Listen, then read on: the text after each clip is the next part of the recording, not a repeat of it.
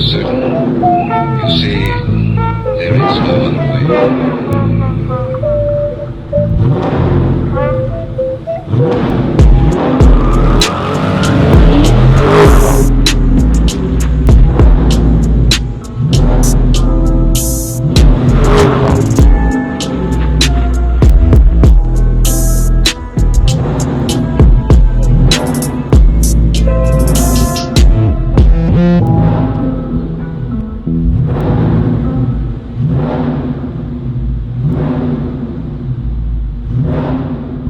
Hey guys, welcome back to another video. Today in this video I'm going to give you guys a tour of the car chassis, the new chassis that's going to be in the revamp. What am I doing? The revamp's already out. Anyway, so I'm just going to be teaching you the basic things that you can do with the chassis and some other quirks and features. Alright, first off, the new chassis, we got three-dimensional wheels. I mentioned this in my last video, but I just want to say it again because it's a nice touch. So, same as GV3, you press E to drive. So when you first get into this car by default, you are introduced with this gauge in the corner. Now, the speedometer, it shows how fast you're going. This green thing right here shows how much gas you have. So currently I'm on full because I haven't drove this yet. And it shows mile per hour, and then you can click it to change from mile per hour to kilometers per hour to speed per second, which speed per second is an old Roblox measurement that is kind of outdated, but they had it as an option for people that liked it. When your gas is really low, the gas light comes on right here, so that's nice. When you put your parking brake on, this lights up. When you put your turn signal on, this lights up. When you put the other turn signal on, this lights up. And then you put your hazards on, and this one lights up. When you put your lights on, this one lights up, and there's actually no brights, so you just stick with your normal headlights. The radio interface over here is just about the same, as you can see. I'm gonna turn this all the way down since I don't want to get copyrighted, but it's the same as GV3, so there's nothing to worry about with like being unfamiliar with it. So I'm not gonna give you guys a tour of that. Anyway, if you want to kind of have it how it was in old GV3 with the gauges, how you want in the center with the gas, the speedometer, and then the RPM gauge, you can do that by going to your settings up here. I'm teaching you guys how to do this on PC, by the way. So you go down to, you cannot do this on mobile, by the way, guys. Mobile has a custom interface. I'll put a kind of a video on screen of what that looks like. That's going to be the same forever, so I'm sorry, mobile players. Also, you cannot change this on Xbox, but they might add this change soon. You can only have the normal gauges right now that you have by default, but you'll probably eventually be able to change back the GV3 gauges. You go from standard and you click it, and it goes to advanced. Now, as you can see, you click close, nothing happens. That's because you have to get out and then get back in your car, and then bam, there's the new one. But there are some people that drive in manual, and they're like, hey, I'm pressing M, but I'm not going into manual. That's because you have to do it in settings now. So you go back to settings, you see gear shifting right here. It's in arcade right now. You click it to go into realistic, and then you can't do it yet because you have to get back in and out of your car again.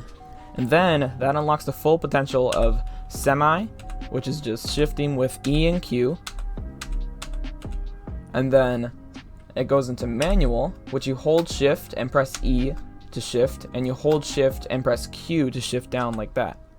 And that's because manual has a clutch, and you have to hold the clutch to shift and then let go of the clutch. So this is simulating the clutch. So when you hold the clutch IRL, this is what happens, and the same thing happens in game. I might make a video on how to drive manual, but everybody really knows that, so I'm not really gonna worry about that too much. Anyways, this is basically the same as GV3. You got your speed gauge right here, your RPM right here, and your fuel right here. Moving on to the fun stuff, I'm gonna teach you guys how to do a burnout. So basically what you want to do is you have to go to settings. That's the only way you can do a burnout, or donuts, I believe. You do the same thing. You go to gear shifting and you go to realistic, and then you close out of that, and then you just chill here, put your parking brake on. You know how to turn traction control off on a controller? You can do that as well. I don't exactly know which button you click, but someone fact check me on that. But you press T on your keyboard to turn TCS off. You do not press Y because that turns ABS off, and you do not want that because that just makes them worse. Okay, I actually forgot something. You have to shift. Actually, you don't have to shift into fifth gear, but shift in something that's not second or first. So You can experiment. You can try doing this with every single gear in your car and see which one's the best, but I personally prefer 5th. So you go all the way up, and then basically you're holding W and S, right? Basically what you want to do to engage the burnout is letting go of S for a split second and then holding S again, like this. Like that. And some cars only do it for about that long, and that's kind of unfortunate, but some cars you can get it to do a burnout forever. So I'll show you that right now. So for example, I'm going to get out the LFA. You can do this by going into 5th, traction control off, holding S, revving all the way up, and then letting go of S for a split second. Alright, hold on. I think you can do it in 1st. Yeah, you can do it in 1st in the LFA in really fast cars. So that's how you do a burnout in Greenville. And I'm going to teach you guys how to do it on front wheel drive cars now. So just to clarify, that was a tutorial on how to do it on rear wheel drive cars. All wheel drive cars cannot do burnouts, so don't even try. If you want to figure out if your car is all wheel drive, rear wheel drive, or front wheel drive, just look up the car name. You'll probably know what car yours is. You just go right here and you just check, and you can kind of tell which car it is, I'm guessing. Otherwise, you're going to have to do your research then. So for front wheel drive cars, I'm actually parked this weirdly, but you hold the clutch, right? You hold shift, and then you hold W, and then let go of shift. And that's how you do a burnout in a front wheel drive car. Nearly every single front wheel drive car can do a burnout like this, which is kind of insane. So if you want to do burnout in a slow car that's not banned in GVRP, get a front wheel drive car.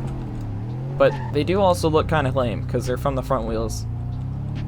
But that's just my opinion. Anyways, I'm going to teach you guys how to do donuts now. So you can actually do donuts in a front wheel drive car, but you have to go backwards. So I know it's a little weird, but just bear with me. Here, look. Hold P in reverse, do that, and then bam, you're doing donuts in a front wheel drive car. You have to put your parking brake on, hold shift, rev all the way up, let go of shift, and then bam, you're doing basically near perfect donuts in your front wheel drive car. So that's cool. And then you can just kind of do this, and it's actually kind of fun. You can almost make drawings with this almost.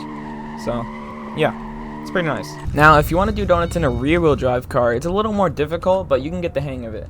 So basically you do the same thing you do in a burnout. You shift into your preferred gear that you do burnouts in that car, minus 5th for the Ford GT. You turn traction control off, keep ABS on, you hold S, then you hold W, let it rev all the way up, and you let go of S for a split second, do a burnout, and then turn, let go of S, and then bam, you're doing donuts.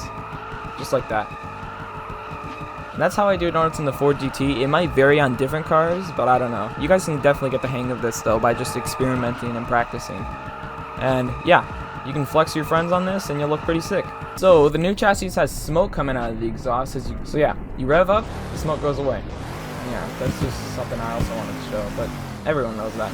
I don't know why it has backfire though. This is a hybrid, but whatever. Now, if you want to do launch control on a car, basically every single car can actually do launch control. Basically, all you have to do is go into manual. It's my preferred favorite, and it's probably the only way to actually do launch control. If you don't know how to go into manual, go back to the beginning of the video. I don't exactly know why you skipped to this part of the video, but you're a weirdo. Go back and watch. Anyway, so basically, you hold shift, rev all the way up. Your car will eventually come to a stop, otherwise just tap S. And then, that's all you have to do. Turn traction control off if you want a better launch, and ABS off.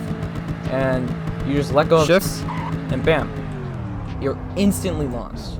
So, for example, the Trackhawk is actually kind of a poor example because it just goes straight to red line after you do launch control. So I'm gonna go get out my Civic real quick.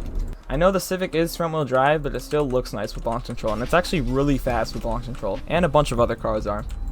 So yeah, traction control off, ABS off by pressing T and Y, holding shift, revving all the way up, and boom. Then you just go.